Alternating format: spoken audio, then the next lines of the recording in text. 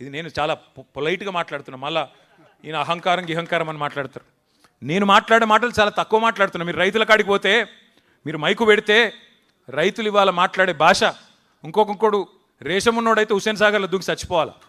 అటువంటి మాటలు మాట్లాడుతున్నారు ఇవాళ రైతులు. వాస్తవం ఇది.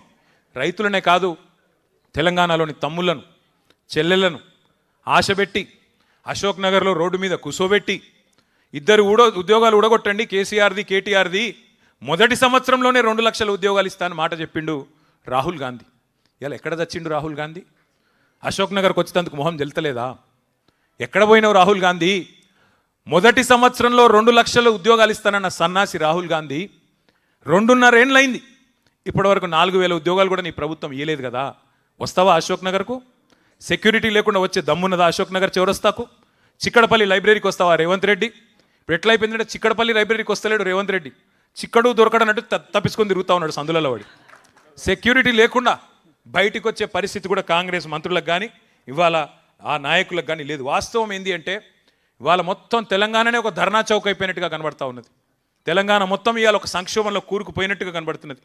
పంటలు కొనండి మహాప్రభో అని కాళ్ళు పట్టుకుంటున్న అన్నదాతల ఆక్రందనలు ఒకవైపు, జాబ్ క్యాలెండర్ ఏమైంది అని పోరాటం చేస్తున్న నిరుద్యోగ యువత నిరసనలు మరొక వైపు, ఉద్యోగులకు వెన్నుపోటు. 6 నెలలనే పీఆర్సీ అన్నాడు, 2.5 ఏళ్ళు అయింది కదా. పీఆర్సీ లేదు, డిఏ లేదు, ఐఆర్ లేదు, ఏదీ లేదు. రిటైర్డ్ ఉద్యోగులు మరి వారి పరిస్థితి ఇంకా దయనీయంగా ఉంది. నిన్న కేసీఆర్ గారు అడుగుతూ ఉన్నారు నన్ను, ఎందుకు రిటైర్డ్ ఉద్యోగులు ఒక్కొక్కరే ఎందుకు పోతున్నారు కోర్టుకు అని అడిగిండు సార్ నన్ను. దేవిప్రసాద్ గారిని అడిగిన నేను, ఏమన్నా మాట్లాడుతున్నారా లేదా పెన్షనర్లతోనంటే, ఏం మాట్లాడాలన్నా, ఇది చెవిటివాడు ముందు శంఖం ఊదినట్టే ఉంది ప్రభుత్వానికి, ఎంత చెప్పినా ఎన్ని మరణ మృదంగం ఎంత జరుగుతున్నా వీళ్ళలో మాత్రం చలనం లేదని చెప్పి దేవిప్రసాద్ గారు చెప్తా ఉండే. గురుకులాల్లో ఆనాడు మా ఆర్ఎస్ ప్రవీణ్ గారు సెక్రటరీగా అద్భుతంగా కేసీఆర్ గారి నాయకత్వంలో 1000 గురుకుల పాఠశాలలు మనం పెడితే ఇవాళ గురుకులాల్లో అమాయక విద్యార్థుల మరణ మృదంగం. ఇంకా సిగ్గు లేకుండా ముఖ్యమంత్రి చెప్తున్నాడు, నేను బడి పిల్లలకే కాదు ఇంటర్మీడియట్ పిల్లలకు కూడా ఏదో పెడతా అని చెప్తున్నాడు భోజనం. ముందు ఆ పిల్లల్ని అయితే బతుకున్న పిల్లల్ని కాపాడు, నువ్వు కొత్తగా ఏదో చేయాల్సిన అవసరం లేదు, ఉన్నవి నిలిపితే చాలు. పట్టపగలే దోపిడీలు, దొంగతనాలు, దొమ్మీలు, అఘాయిత్యాలు. హైదరాబాద్ నడిబొడ్డున ఐఏఎస్ అధికారులు నివసించే ప్రశాసన్ నగర్లో పట్టపగలే హత్యలు.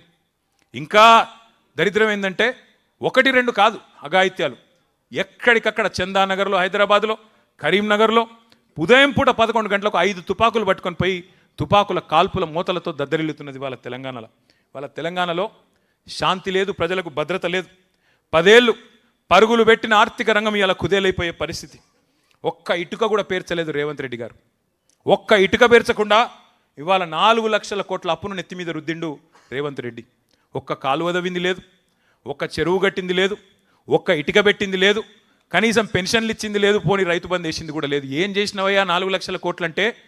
రైతు బంధు బంద్ అయింది కానీ రాహుల్ బంధు మాత్రం బ్రహ్మాండంగా నడుస్తున్నది ఇవాళ తెలంగాణలో. టింగుమని రాహుల్ గాంధీ ఖాతా మాత్రం మారుమోగుతున్నది కానీ తెలంగాణ రైతుల ఖాతాల్లో మాత్రం డబ్బులు పడతలేవు. ఇది వాస్తవం.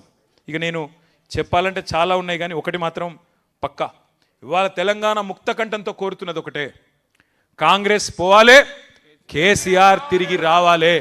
అందుకే మిత్రులందరితో కూడా నా ప్రార్థన ఒకటే, మనం అధికారం కోసం కాదు మన పోరాటం.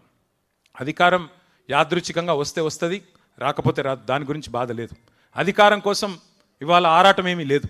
కానీ తెలంగాణ కష్టపడి సాధించిన తెలంగాణ, పదవీ త్యాగాలతో పాటు ప్రాణత్యాగాలతో సాధించిన తెలంగాణ ఇవాళ భ్రష్టులు పాలిస్తుంటే, ముష్కరుల పాలవుతుంటే, ఆ తెలంగాణ తల్లి నెత్తిన కిరీటాన్ని ఎత్తుకొని పోతుంటే, తెలంగాణ తల్లి నడుముకున్న వడ్డానాన్ని దొంగతనం చేసుకొని పోతుంటే